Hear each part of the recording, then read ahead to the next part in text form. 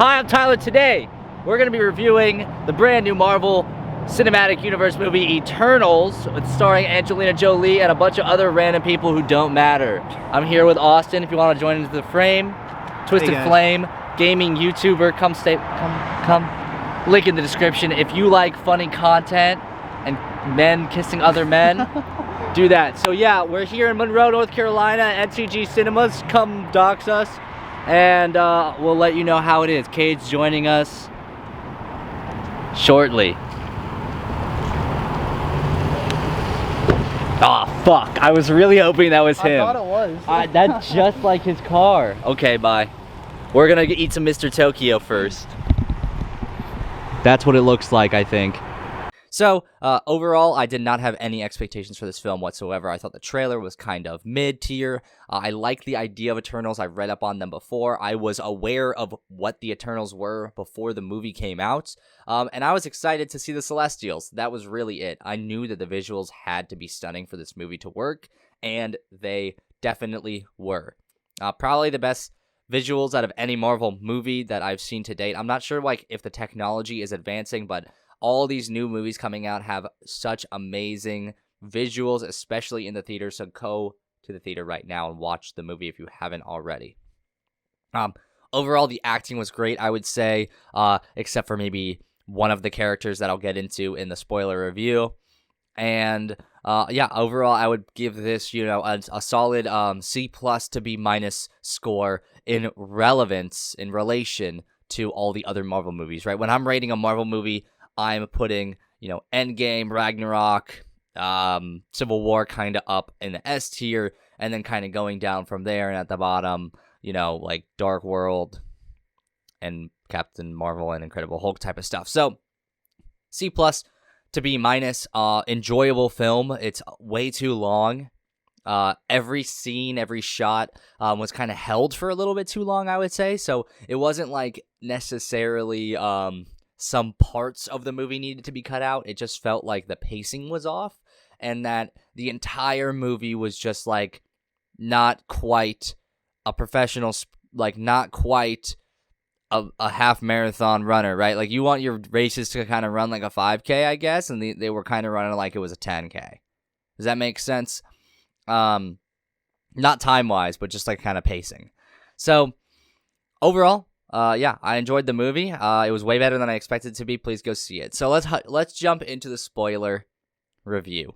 The way that I kind of want to go about this, without giving really much thought before I hop on the camera, of course, is just kind of go through every actor and every character, and I'm going to talk about how I think that they, about their powers, and how I think that they kind of contributed to the entire story, and what I'd like to see them do next. So, let's hop in here. So, we have Harish Patel playing Karun, right? Karun's probably never going to come back into the Marvel Cinematic Universe, but he was really funny. He was kind of the cameraman or the backup for Kumail Nanjiani's character, Kingo. Kingo is an actual Eternal who kind of is able to summon energy from his hands and kind of shoot guns, but they're like energy cannons that are like made from his own power and essence,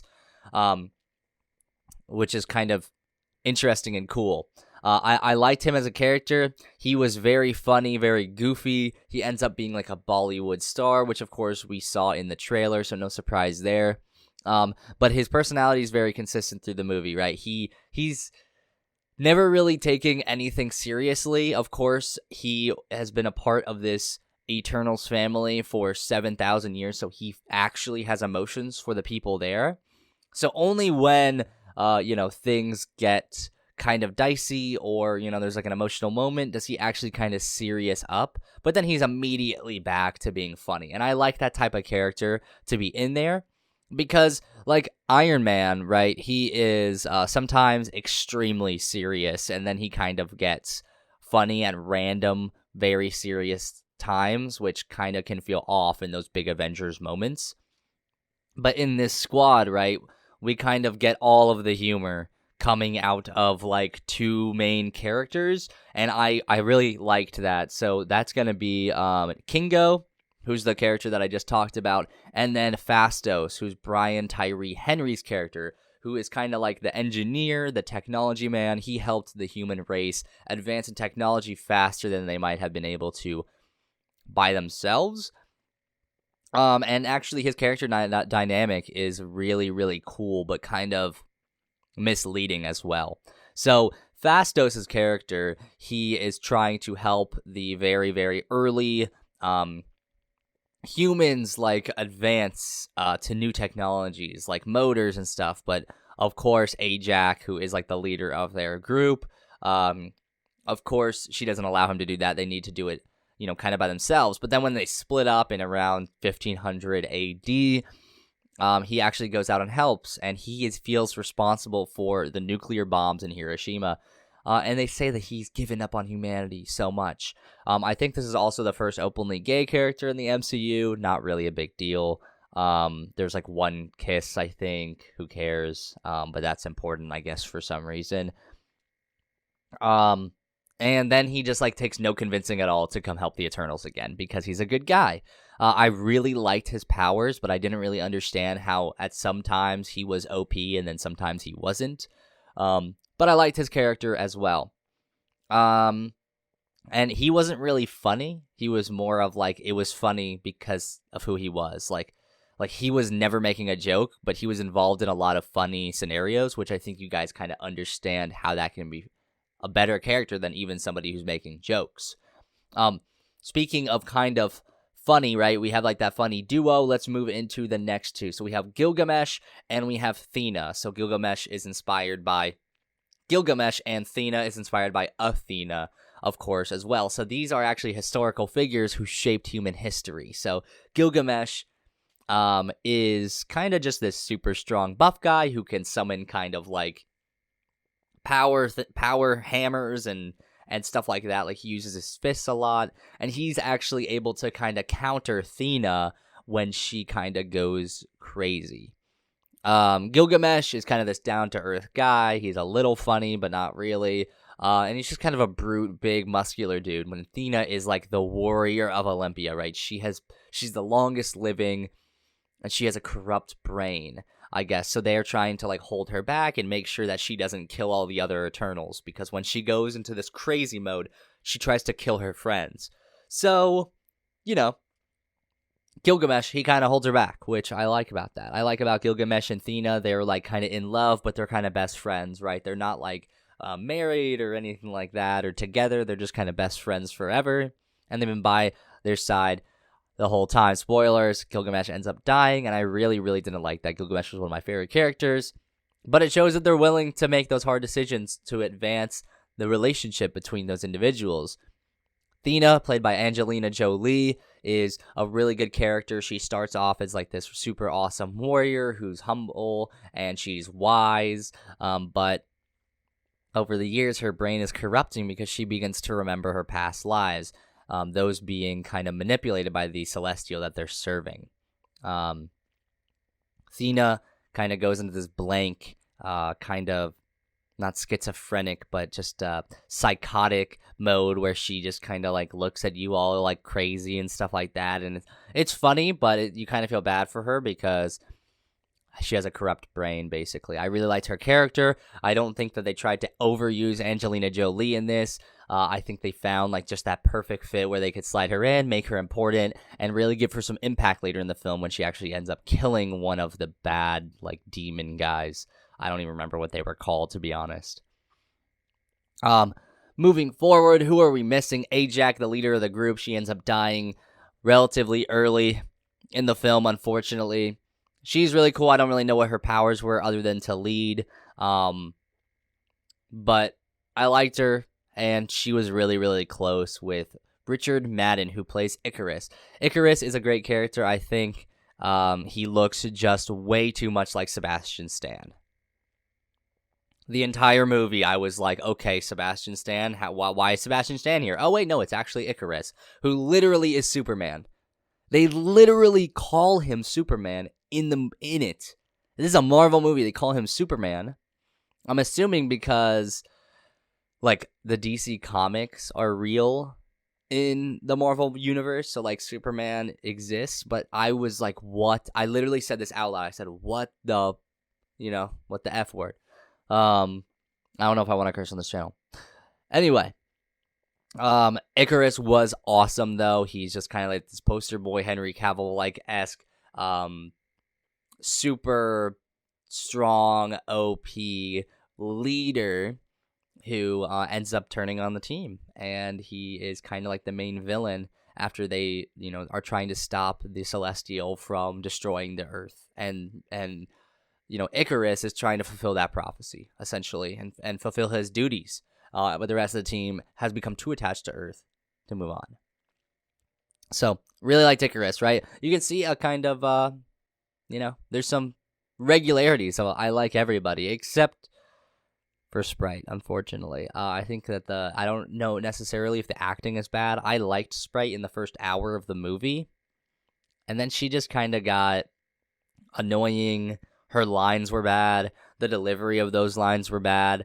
I don't know whose fault it is. Leah McHugh was the actress, and she's in love with Icarus out of nowhere and makes no sense.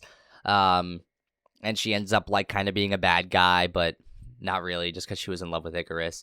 And then the main character, right? Who is Sprite's best friend? The main character, Gemma Chan, who plays Cersei. Gemma, I think, is in that new movie with the guy who plays the founder of McDonald's. I don't remember. The guy who plays the Vulture. I think she's in that new movie as like a Asian assassin lady. She's awesome though. She has kind of like super underrated powers, and then like she kind of unlocks her like full potential as she goes forward. Gosh, shut out Xbox.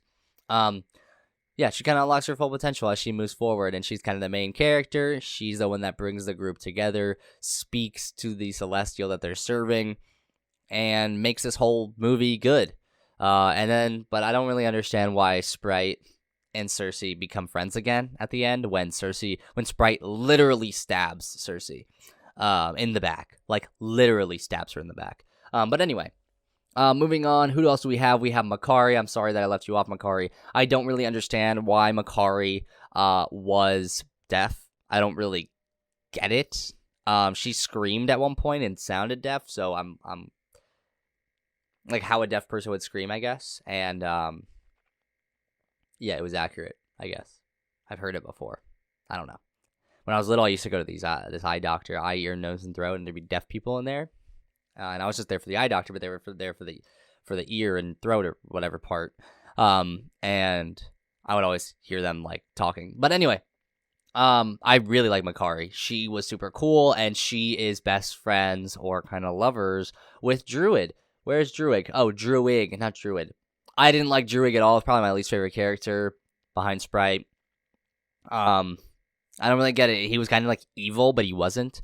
He could control everyone's minds on Earth and just kind of want to be super powerful to make peace and help the humans, but he ended up just hurting them more than he would have helped them. And we never even get that closure of him admitting that he was wrong or anything like that. He is a good guy, but he's just kind of like a weirdo. I don't really know. Maybe there'll be something in the future. Makkari's OP though too, and I like how they actually showed that speed, like super speed, is like a super OP, awesome, like Flash, like when you have super speed, you're like invincible. So I thought that was cool. Moving forward, who is this guy? He was not important, I guess. And then the last person, Harry Styles, plays Eros. I kind of like Harry Styles to be in the MCU. I like him as an actor now after he was in Dunkirk. And I'm kind of excited for him to kind of come into the MCU and see how he can contribute, I guess. He's Thanos' brother. He's also a Celestial, I guess, to another. Not a Celestial. He is a Eternal to another Celestial. And the last character, I'm sorry, this is kind of a long review. It's just kind of me going over every character and what I thought of them. The last character, of course, that I love is Arishem, the Celestial, who looked freaking awesome. Okay? But voiced by David Kaye. I don't really have much to say. The story, the visuals of the Celestial, I don't want to explain them here on this channel. Just go watch the movie. Really interesting. The Eternals' origin being forged by Arishem to help another Eternal kind of birth and be born is awesome. So how will this continue? I don't know. I don't know how Eternals will continue, but at the end of the movie, of course, it says Eternals will return. So that's for sure. They're gonna return, and I'm here for it as long as Sprite can shut up or maybe grow up. Anywho, that's gonna be the end of this review. I hope you enjoyed it. If you did enjoy it, please give it a like and subscribe. Maybe share it with a friend. I appreciate you. Have a good one.